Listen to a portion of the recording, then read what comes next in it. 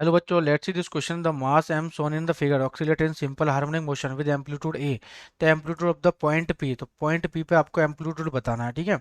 तो बच्चों यहाँ पे जब इसको ये मास है तो इसके अंदर कितना फोर्स लगेगा बच्चों, k1x1, ठीक है। और इस पे भी कितना लगेगा, दिस इज सॉरी k2x2 है ना, k2x2। और ये कितना हो जाएगा, जैसे k1x1।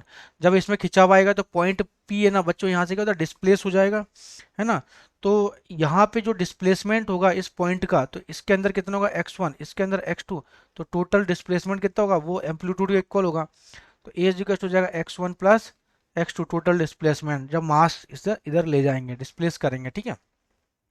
तो बच्चों यहाँ पे आपको पता है कि x k1 x1 is equal to k2 x2। तो x2 की वैल्यू यहाँ से क्या हो जाएगा, x2 इज इक्वल टू हो जाएगा यहाँ पे k1 x1 is equal to k2 x2। इस तरह बच्चों क्या है, दोनों सीरीज में, यहाँ पे दोनों किस में जुड़े हुए हैं, ये एक पॉइंट पे, क्योंकि खिंचाव इधर से भी आ रहा है, खिंचाव इधर से भी आ रहा है, दोनों पॉइंट क्या शिफ्ट हो जाएगा। तो जितना इस पे सीरीज में जुड़े होंगे, जितना इस पे खिंचाव होगा उतना इस पे खिंचाव होगा। तो मैं बोल सकता हूँ कि S2 इज टू जाएगा k1x1 बाय k2, ठीक है। तो ये हो जाएगा आपका, बस वैल्यू इसमें पुट कर दो। तो x1 प्लस x2 की value k1x1 upon k2 is equal to a, है ना। तो मुझे काय की वैल्यू निकालनी है, the amplitude of the point A. तो x, मुझे x1 की वैल्यू निकालनी है ना। तो ये हो जाएगा k1x1 अपॉन k2।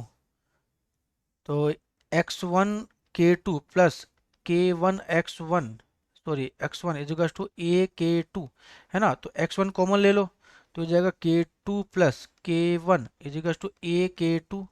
और x1 इज इक्वल टू जाएगा जैसे a k2 upon k1 plus k2। तो a k2 upon k1 plus, option number D is correct. Best of luck.